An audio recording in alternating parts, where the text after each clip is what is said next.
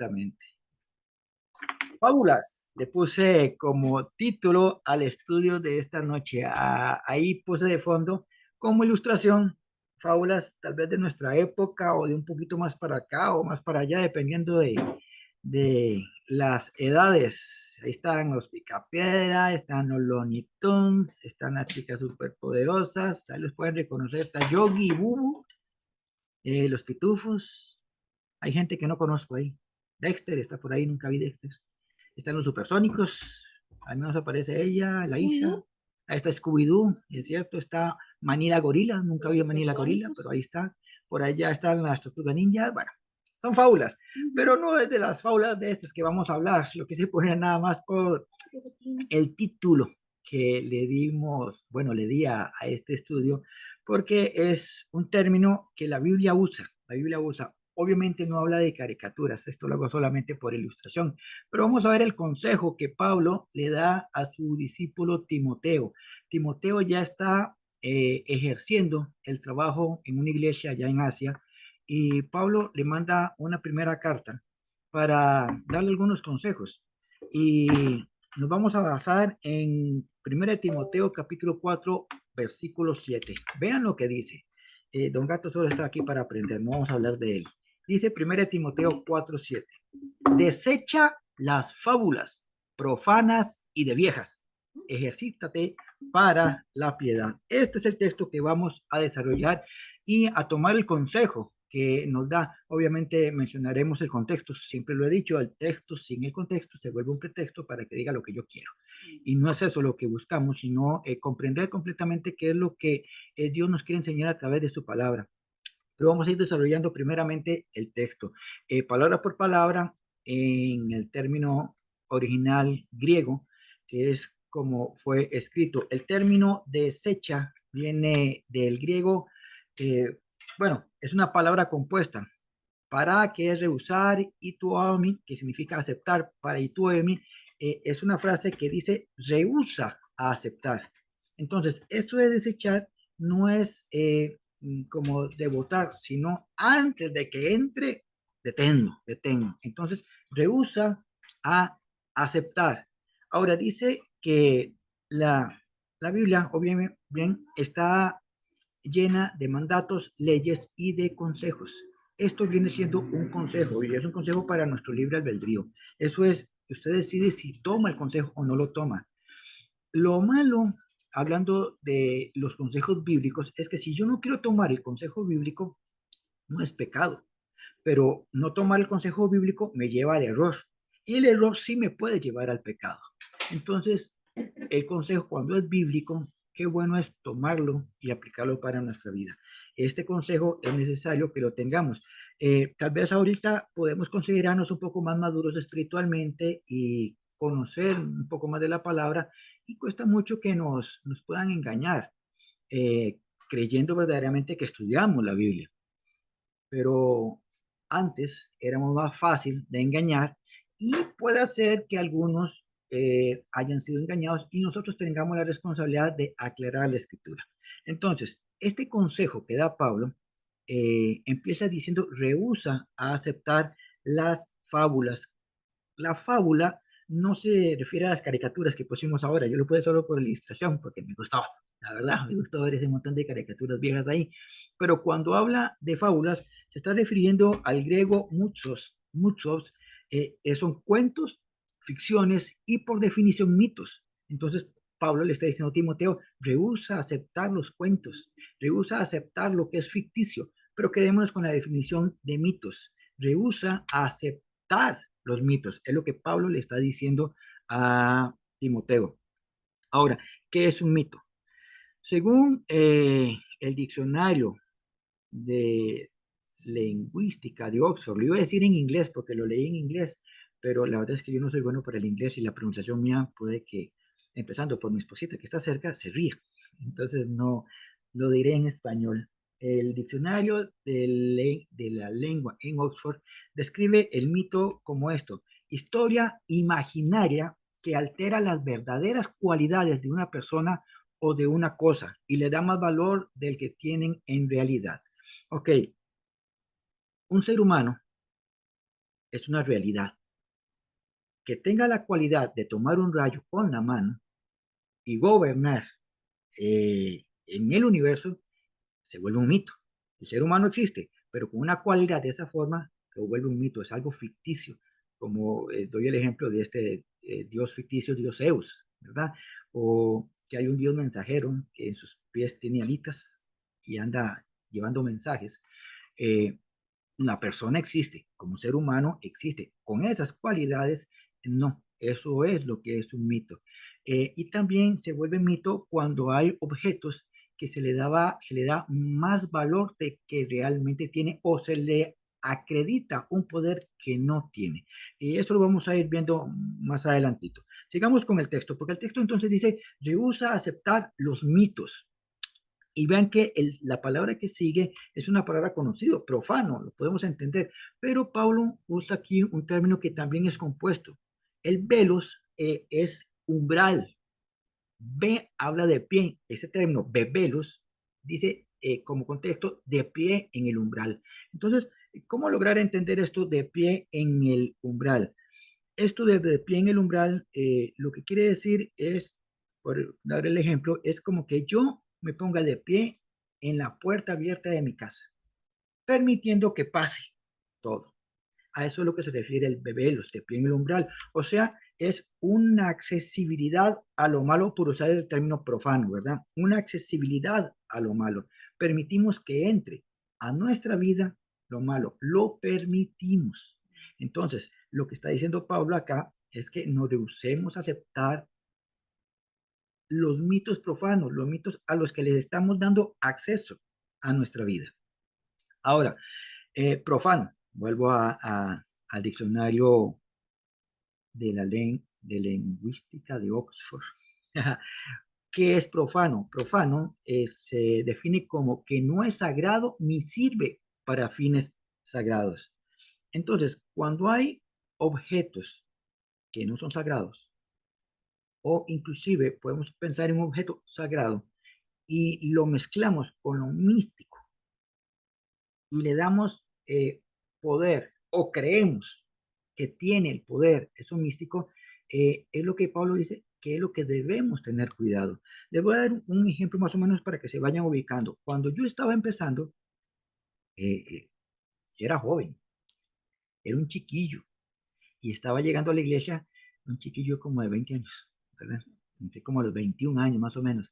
Entré a la iglesia, Dios me rescata, llego a la iglesia, pero mi forma de vestir, pues obviamente es de un joven cualquiera. Tenía el pelo un poco largo, ¿verdad? Y usaba una gorra, siempre andaba con gorra, pero yo me la ponía para atrás.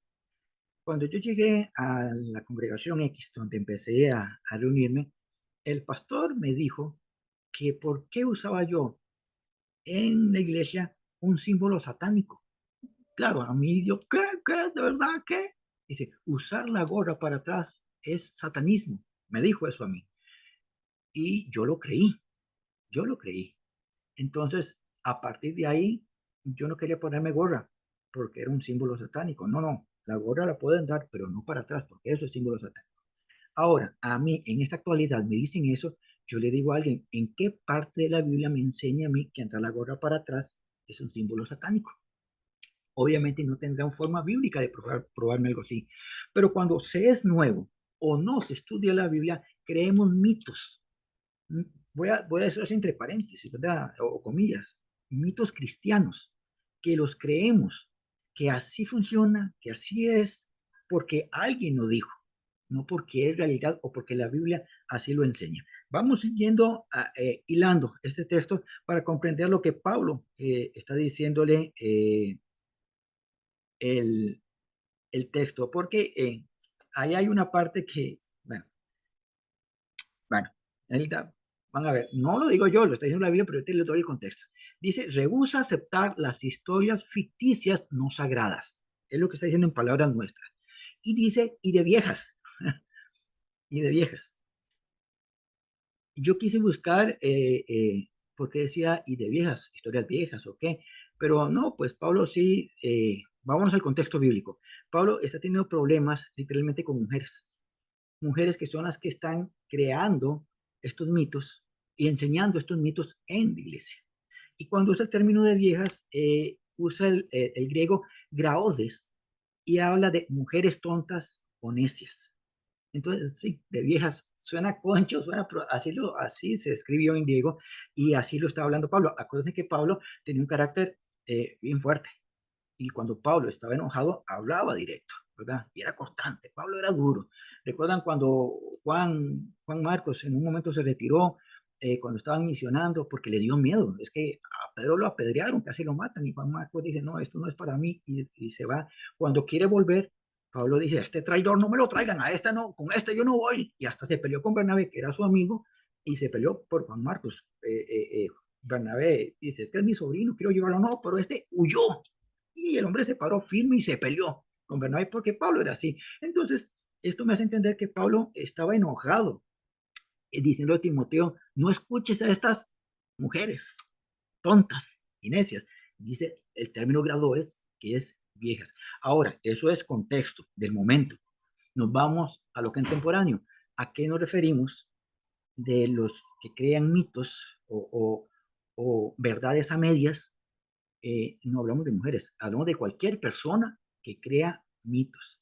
Este pastor que me dijo a mí que yo usaba un símbolo satánico, él inventó esto. O puede que lo haya escuchado, lo haya creído, me cuesta porque era un pastor, pero bueno, que se haya creído algo así y lo estaba enseñando. Yo lo creí, yo era nuevo y ya no quería usar la gorra por lo mismo. Entonces, a nuestro contexto es que nos rehusemos a crear historias ficticias de personas que inventan cosas, que no prueban bíblicamente que son realidad. Entonces, palabras nuestras, lo que Pablo está diciendo es, no aceptes que entre en tu vida, aprende el umbral, en tu vida, lo que altera la verdad que inventan otras personas. Les digo, en contexto, sí mencionaba a mujeres. En nuestro texto contemporáneo no nos referimos a mujeres, sino a cualquier persona que invente estos mitos. Ahora, les digo esto porque existen cristianos que han tomado por verdad aquellas invenciones que personas manipuladoras han puesto como doctrinas a seguir. Eh, un par de ejemplos. El pastor lo ha explicado y ha sido claro, lo traigo a colación. No es malo que en hogares haya en la sala una Biblia abierta. Eso no es malo, está correcto. O sea, ni fu ni fa, está bien. Si usted quiere tener una Biblia abierta, puede tenerla. El mito es creer que tener la Biblia abierta espanta los espíritus malos. Que el diablo viene a atacar, una Biblia abierta me voy a nada. Si el diablo ve, ni la lee porque se la sabe de memoria. Una Biblia abierta no asusta a nadie. Eso es como que usted abra el libro del Quijote y lo ponga ahí. Es un libro muy corriente. No acreditemos poderes que no tiene el libro. La Biblia como libro no tiene poderes. El poder lo tiene Dios. Y si usted quiere que en un hogar suyo, en su hogar no entre nada malo, viva como Dios quiere que viva.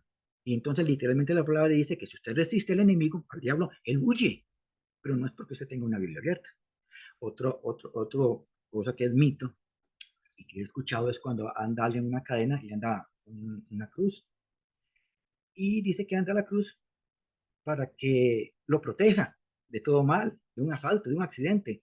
Esa cruz guindando ahí, bien lo asaltan y se la quitan, bien lo atropellan y ya está. ¿Por qué? Porque esa cruz eh, no es lo que tiene el poder de protección. La protección viene de Dios. Me doy a entender, lo que es sagrado, la Biblia es un libro sagrado. El símbolo de la cruz, aunque en tiempos de cuando Jesús fue crucificado era un símbolo de maldición, se vuelve un símbolo sagrado ahora por lo que representa para los cristianos, pero no tiene ningún poder. El poder viene de lo alto, no de los elementos. Entonces, esto se vuelve mito y es lo que Pablo le dice a Timoteo, rehúsa aceptar historias ficticias no sagradas, inventadas por personas. ¿Por qué Pablo le dice esto? Ahora aquí nos vamos al contexto. ¿Por qué este texto habla de rehusar estas historias ficticias? Desde el versículo 1, Pablo viene hablando, se lo resumo, ustedes pueden leer en la casa el capítulo 4 completo, viene hablando sobre las personas que en días postreros, en nuestra actualidad, negarán la fe y darán por hecho cosas que no son ciertas o darán por hecho cosas que fueron inventadas y negarán la fe. He escuchado cristianos, o será bien dicho excristianos, no sé si existen excristianos, pero personas que eran cristianas, que estaban en la iglesia y ya no se congregan. Y dice que oran en la Biblia, pero es que no es necesario congregarse para tener una buena relación con Dios. Esa es una verdad, pero a medias, porque la Biblia nos consejo, que debemos congregarnos. Pero personas que no se quieren congregar simplemente porque no quieren ser sujetos a autoridades eclesiásticas, no se congregan se ligan a una idea como si fuera verdad. Se escudan en esto. Entonces dice, no tengo por qué congregarme. Y si lee la Biblia, debería entender que la Biblia aconseja congregarse. Entonces, personas que negarán la fe, de una forma u otra, ya no serán esas personas que deberían de ser conociendo de Dios. Habla también de muchos que escucharán inspiraciones engañosas. Aquí voy a las personas que no quieren estudiar la Biblia, que prefieren escuchar y creer antes de estudiar y aprender. Y entonces escuchan inspiraciones engañosas y lo toman como doctrina, como enseñanza, cosas que son simbólicas. Personas que, vamos a ver, sin ofender sus susceptibilidades, personas que creen que el aceite que le ponen a alguien ahí tiene el poder de que el Espíritu Santo va a hacer una obra en él. El aceite es un símbolo nada más. Esa unción de que habla la Biblia con aceite es un símbolo nada más. Si usted no se, les digo por lo que he escuchado y he visto, si usted no se deja poner aceite en la frente, no recibirá poder del Espíritu Santo. Recibimos el poder del Espíritu Santo en el momento que aceptamos a Cristo y empezamos en nuestra disciplina espiritual a buscar la llenura del Espíritu Santo. Pero creer que es el aceite el que da el poder para, eso es creer en mitos, insisto, mitos cristianos. Y Pablo viene hablando exactamente de esto. Se pone más serio Pablo porque dice que creerán en doctrinas diabólicas aún dentro de la iglesia, siendo cristianos, creerán en doctrinas diabólicas. Mi amado, hay mitos tan extraños. Vamos a ver, hablé con una hermano, no digo nombre, no sabrán, que me dijo que tenía un problema, una enfermedad X, de cuál, eh, y que fue sanada. Y yo, qué bueno, y no sabe lo que hizo, me dice ella, no sabe lo que hice. Pensé en mi ignorancia, dije, bueno, me va a decir que pasó orando y pasó ayunando, no sé, algo más bíblico. Dice, lo que hice fue tomar una papa, abrir un hueco en el patio y enterrar la papa. Y Dios me sanó. Y yo, entre Dios y la papa, no encuentro la conexión. Pero ¿de dónde saca eso? Me dijeron, dice ella, me dijeron que con eso, y de verdad, me sané. Le está adjudicando la sanidad divina a una papa enterrada en el patio. Eso es creer un mito. Se lo creyó porque alguien se lo dijo. Nunca, dice mi esposa, su brujería. Nunca se le ocurrió estudiar la Biblia y comprender de dónde viene la sanidad. Enseñanzas diabólicas, brujería literalmente. Enseñarán que es prohibido casarse. Vean lo que es no estudiar la Biblia, porque hay doctrinas o religiones que prohíben a algunos servidores a casarse, como si fuera pecado casarse, algo que Dios mismo instituyó. Hay otros que dicen, y esto lo digo con respeto, que dicen que no es necesario casarse. ¿Para qué? Un papel, dicen, un papel no es lo que demuestra nuestro amor y nuestra fidelidad. No se trata de un papel, se trata de lo que la Biblia enseña. Entonces, si la Biblia enseña que debemos casarnos, ¿cómo es que hay doctrinas o religiones que prohíben casarse? Y la gente lo cree. Entonces, claro, Pablo viene hablando de esto, que se dan en nuestra actualidad también. Y claro, Pablo, yo me imagino que no está nada contento porque eso está entrando a la iglesia. Y le dice a Timoteo, pellizcate, pellizcate. Y además dice, y que existen alimentos que no se pueden comer. Estamos hablando a nivel global, ¿verdad? No solamente en Costa Rica o en nuestra congregación, no, o en nuestro hogar, no, a nivel global. Hay doctrinas, religiones o sectas, como quiera llamarle, que prohíben comer ciertos alimentos. Se están muriendo de hambre en la India, se están muriendo de hambre y tienen un montón de ganado. Pero ellos dicen no, porque es malo comerse una vaca. Las vacas son sagradas. Le están atribuyendo a la vaca una cualidad de sagrado cuando no lo tiene. ¿Y qué pasa? Que esta doctrina de religión o secta lo creen a tal grado que mueren de hambre teniendo el alimento provisto por Dios en todos los campos. Entonces, esto es lo que viene hablando Pablo, y por eso entonces Pablo cae en decir, rehúsa aceptar las historias ficticias no sagradas inventadas por personas. Ejercítate para la piedad.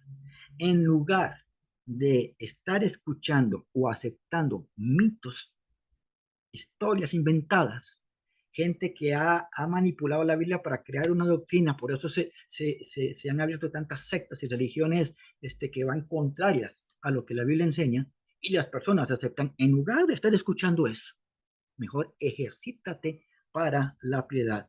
Cuando habla de ejercítate para la piedad, se está refiriendo a que tenemos que disciplinarnos en el Evangelio. Ahora, cuando decimos disciplinarnos en el Evangelio, lo digo porque el original así lo expresa. Aquí les puse el recuadro para que vean exactamente lo que dice. Disciplínate en el Evangelio. Lo ven ahí en griego escrito, abajo la traducción, dice, estés entrenando como un gimnasta, pero a ti mismo, hacia a bien de beneficiar. Ok, lo vamos aclarando en el español, porque el término que viene ahí en verdecito es el término gumnazo. Habla de ejercicio o de hábito, ese hábito de hacer algo, ¿verdad? Gimnasio viene de ese término que ahora usamos nosotros como gimnasio. De ahí deriva. Eh, las personas que van al gimnasio van a qué? A ejercitar el cuerpo, a entrenar. Crean un hábito de ir cada día o día por medio o fines de semana, un hábito de estar en el gimnasio a ejercitar el cuerpo, ¿cierto?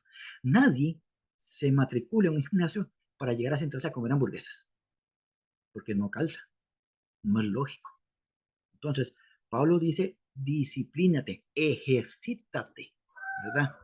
Pero ¿en qué? Nos vamos a la parte de la última palabra, que bien es la misma palabra piedad y reverencia. Entonces dice, ejercítate, disciplínate en lo que es piedad y reverencia. Ahora yo les pongo el recuadro acá de lo que es la definición del diccionario griego, que habla de piedad y dice específicamente esquema del evangelio.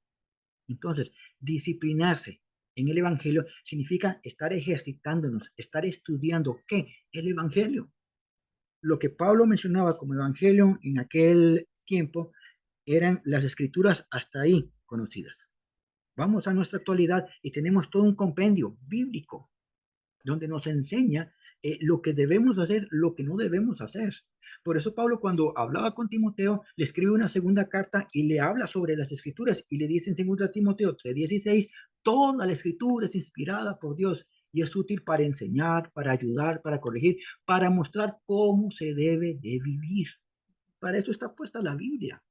Entonces, si recuerdan el jueves pasado, hablamos de Berea, fue el jueves pasado, hablamos de Berea, de este pueblo de Berea, que oían una enseñanza y se iban a las escrituras para corroborar que fuera cierto. Usted y yo escuchamos una enseñanza hoy, sea un jueves, un domingo, un martes, nos vamos a las escrituras para corroborar que sea cierto. ¿Por qué? Porque la escritura es inspirada por Dios. Entonces, la inspiración de Dios no tiene que chocar contra la enseñanza que alguien está dando. Al contrario, tienen que amalgamar. Yo enseño lo que la palabra enseña. Yo predico lo que la palabra predica. Yo inspiro lo que la palabra inspira. No se contradice.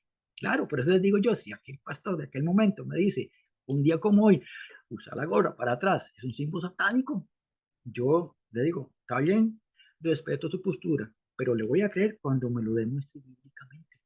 Entonces, cualquiera que nos quiera enseñar, cualquiera que escuche una predicación o una enseñanza, tiene que estar en la Biblia. Si no está en la Biblia, el derecho de no creerlo. ¿Para qué vamos a creer un mito, una historia ficticia que alguien inventó basándose en la Biblia como una verdad a medias? Nosotros no podemos tener elementos sagrados como amuletos o darles un poder no conferido como si los elementos tuvieran el poder que solo viene de Dios. El libro de Santiago, no lo puse acá, pero el libro de Santiago dice que todo lo bueno viene del Padre del cielo, del Padre de las luces, viene de Dios, todo lo bueno viene de Dios. La protección, la prosperidad, la sanidad, la liberación, todo viene de Dios hacia nosotros. Que Dios usa elementos para, es diferente. Es diferente. Santiago 1.17, gracias, vida. Santiago 1.17, todo lo bueno viene del cielo. Ahora, acreditarle el poder divino a algo o a alguien, esto se vuelve pecado. Esto sí no le agrada a Dios, ¿verdad? Esto es lo que literalmente llama blasfemia contra el Espíritu Santo. Que alguien dice, escuché una historia, una bala perdida, le pegó a alguien, cayó al suelo y no le pasó nada. Y es que tenía como una medalla de una persona X, no me acuerdo el nombre, de una persona X. Y ahora le pone una candela a la foto de esa persona X que ya murió hace muchos años porque lo protegió de la muerte. ¿Quién protegió a ese sujeto si no fue Dios? Pero se le acredita el poder de protección a esa persona. Esa idolatría Dios la detesta, literalmente la detesta, porque estamos acreditando su bendición, su protección a otras personas muertas tras de eso, o a elementos que fueron puestos para hacer de bendición a nuestra vida. Hay gente que idolatra la Biblia, mi amado, idolatra la Biblia y le tiene un respeto a la Biblia envidiable, pero no respetan a Dios. Entonces, no es coherente lo que se está haciendo.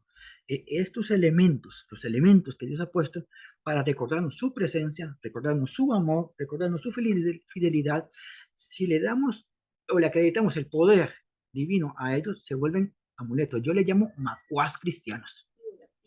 Sí, idolatría, pero yo le llamo macuá cristiano. Ese macuá cristiano es que voy a ir a la iglesia, hoy me voy a congregar en el templo, porque solo así me irá bien. No le va a ir bien con que vaya a la iglesia, con que se congregue no le va a ir bien porque el templo no tiene ningún poder sobrenatural. No, no, yo siempre leo la Biblia para que Dios me sane. Lea la Biblia todo lo que quiera, pero la sanidad no viene del libro en sí. Entonces, esos macuas cristianos son los que hacen que el pueblo de Dios se equivoque, insisto, por falta de estudio y por prestar atención a esas historias ficticias, a estos mitos. Hay una historia en la Biblia, perdón, un momentito, hay una historia en la Biblia que nos da una ilustración perfecta para comprender lo que es confiar en un macuá cristiano, en un amuleto. Y les cuento, allá en 1 Samuel capítulo 4, no lo voy a leer todo, les hago un resumen, tienen todo el derecho de buscar la Biblia en 1 Samuel capítulo 4 y leer la historia completa. En 1 Samuel capítulo 4, Israel sale a la guerra contra los filisteos. Siempre están en guerra estos dos. Ahora Israel sale con la confianza de que Dios siempre es de la victoria. El asunto es que Israel no está muy bien con Dios. Empezando por el sumo sacerdote Elí, que se volvió muy vago, literalmente muy vago, ¿verdad? Como profeta. Y, perdón, como sumo sacerdote, se volvió muy vago y muy permisivo con los hijos, con Ovni y Fines. Estos que eran sacerdotes y servían en el templo, se aprovechaban y cuando hacían eh, un, un sacrificio y quemaban la carne, ellos tomaban la mejor parte de la carne para comérsela a ellos, cuando debía de ser quemada en totalidad para honrar a Dios, que era el sacrificio de ese momento. Eh, Se aprovechaban de su puesto de sacerdote para llevar muchachas al templo y en la parte de atrás tener relaciones con ellas. Y así vivían, así vivían. Israel sale a la guerra y en la guerra pierden los filisteos, pierden los israelitas, los filisteos derrotan a los israelitas. En esta primera guerra murieron 3.000 soldados, 3.000 o 4.000 soldados murieron en esta guerra. Claro, cuando ellos ven que pierden una guerra, que están perdiendo la guerra, que han muerto 4.000 soldados, regresan y se esconden en su campamento y se preguntan, ¿por qué Dios permitió esto? Entonces se les ocurre una idea maravillosa, maravillosa, y recurren a un mapa cristiano, porque en lugar de orar dicen, ¡ah, qué tontos! ¿Cómo no hemos hecho lo que teníamos que hacer para ganar la batalla? Y mandaron a Ovni a Fines a traer el arca del pacto. Para los que no saben, el arca del pacto era el símbolo de la presencia de Dios. No era la presencia de Dios. Esto era el símbolo de la presencia de Dios. Claro, mandan a traer el macuá Dicen, ajá, con el arca del pacto vamos a ganar, porque se nos olvidó traernos la presencia de Dios. Se traen el arca del pacto. Y entonces cuando llega el arca del pacto al campamento, los israelitas gritaron, como cuando metió gol la liga anoche y vi celebraba. Sí. Gritaban y celebraban como que ya ganaron la guerra. ¡Ah! Era un escándalo porque había llegado el arca del pacto al campamento de ellos. Tanto fue el ruido que hacían de alegría que del otro lado los filisteos escucharon y los filisteos dijeron, pero ¿qué es este escándalo? ¿Por qué suena esta alegría? ¿Qué pasa ahí? Y uno que se va a chismear, ve y regresa y les dice, estamos en problemas. Vean a los filisteos hablando. Los filisteos no creen en Dios como Dios, pero sí del Dios de Israel. Y dicen, estamos perdidos. Se trajeron a su Dios. Ahora sí nos van a ganar. Entonces se ponen cabizbajos, pero uno sale ahí como todo buen político y no vamos a desfallecer, pelearemos y si moriremos, moriremos peleando. Y los motivó a agarrarse con los israelitas a pesar que el Dios de Israel estaba con ellos. Decían los filisteos porque vieron llegar el arca del pacto. Salen a la guerra los israelitas confiados en que el arca del pacto les daría el triunfo, y si murieron 4,000 en la primera batalla, en la segunda murieron 30,000 soldados. Y no solo eso, no solo murieron los 30,000 soldados, sino que les robaron el arca del pacto. Y en resumen, perdieron la batalla. Porque ellos creyeron que podían ganar con un macuá cristiano, porque ellos creyeron que con la Biblia en la mano nadie les podía hacer daño, porque creyeron que andando una cruz estarían protegidos, porque creyeron que con ir a la iglesia ya todo les iba a salir bien, porque acreditaron el poder divino que les daba la victoria a un cofre, en lugar de vivir en santidad confiando en la presencia de Dios en sus vidas.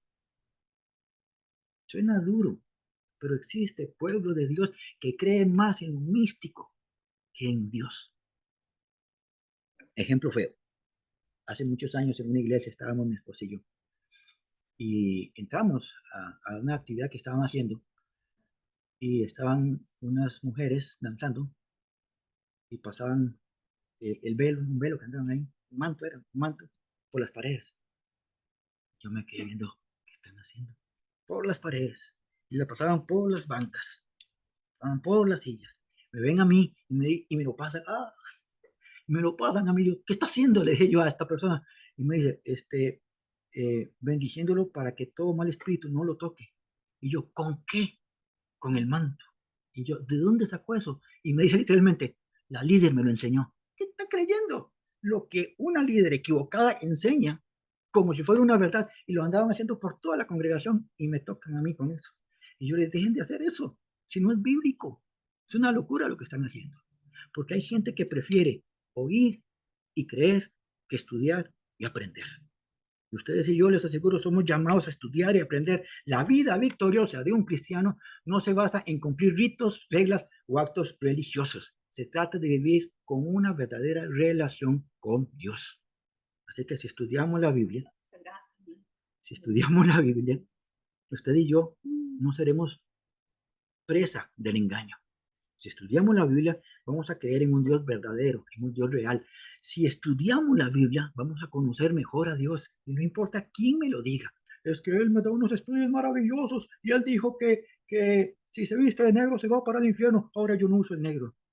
Aunque sea quien lo diga, ¿está en la Biblia sí o no? Si no, no le creo nada. Entonces cuidamos nuestra vida espiritual, cuidamos nuestra creencia, nuestra doctrina y respetamos a Dios. Y claro, nuestra relación con Dios será mucho mejor. Desecha las fábulas profanas y de viejas. Ya entendimos lo de viejas, ¿verdad? Ejercítate para la piedad, ejercítate en el Evangelio. Ahora, eh, vimos el contexto de los primeros versículos. Ahora, después, el versículo 8 dice una razón de por qué debemos desechar lo místico, desechar lo que no es bíblico y apegarnos a lo bíblico. Porque dice el versículo 8, ojo, porque el ejercicio corporal para poco es provechoso. Recuerden que estaba hablando de que había que ejercitarse como en un gimnasio. Dice, porque el ejercicio corporal para poco es provechoso, pero la piedad para todo aprovecha, pues tiene promesa de esta vida presente y venidera. Ahora, alguien que hace algo mítico, te dice, no vuelva a un gimnasio, porque es satánico. No vuelva a un gimnasio, porque eso va contra la voluntad de Dios. Ahí dice, el ejercicio corporal es... Ahí no dice otra cosa más que el ejercicio corporal para poco es provechoso. ¿Por qué dice Pablo que para poco es provechoso? Vean, Grecia se caracterizaba porque ellos eran buenos para el ejercicio corporal. Y él no está diciendo que era malo el ejercicio corporal. No estaba diciendo que era prohibido el ejercicio corporal, sino que era para poco, es provechoso. ¿Por qué para poco? Porque el ejercicio corporal lo único que ejercita, ¿qué es? El cuerpo, ya está. No es malo, pero si usted solo se ejercita el cuerpo y no ejercita la mente, va a tener un déficit. Entonces dice, el ejercicio corporal no es que es malo, es para poco provechoso, porque solo ejercita el cuerpo.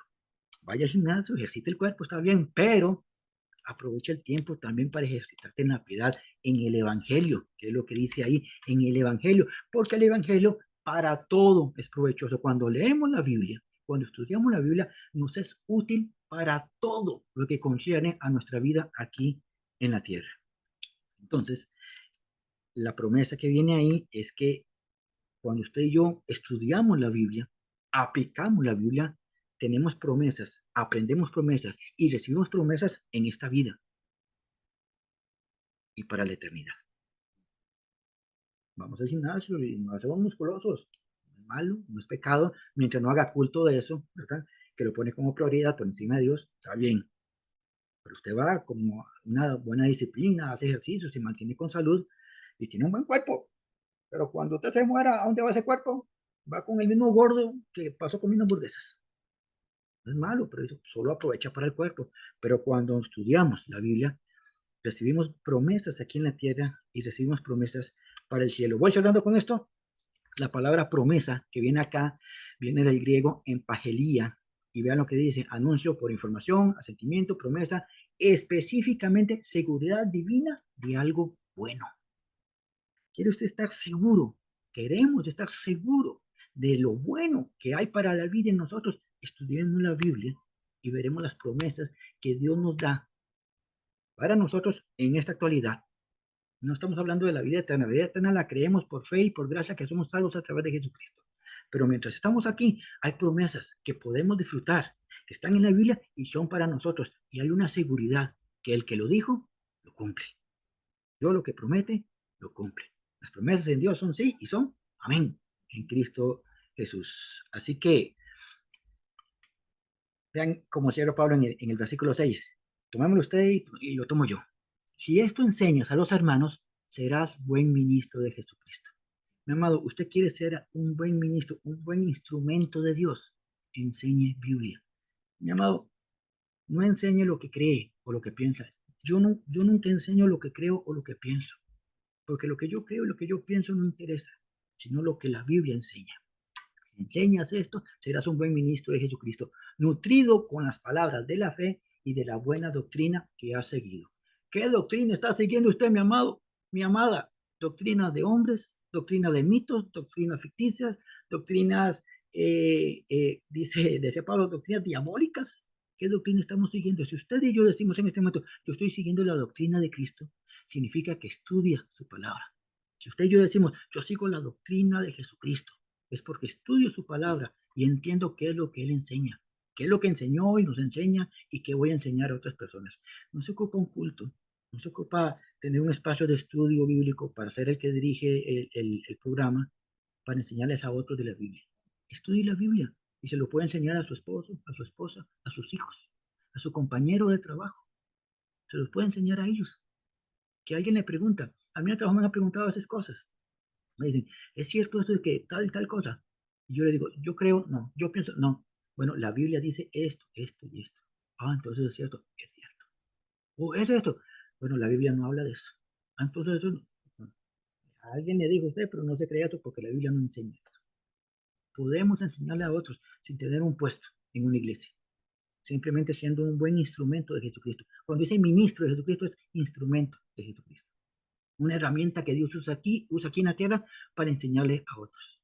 Pero si enseñamos, ¿qué? Dice ahí, lo que está escrito, ¿verdad? Lo que está nutrido con la palabra de la fe y la buena doctrina que hemos seguido. Muy bien, así que no le hagamos caso a las fábulas. A esas pueden verlas, pero no se crean que son ciertas, porque no son ciertas. Pueden ver las fábulas, pero no se crean esas fábulas místicas cristianas. crea la buena doctrina que está en las Escrituras. Este es el estudio último de este año a través del Zoom sobre las fábulas según lo que enseñaba Pablo a Timoteo y que hoy la palabra nos lo recuerda a nosotros.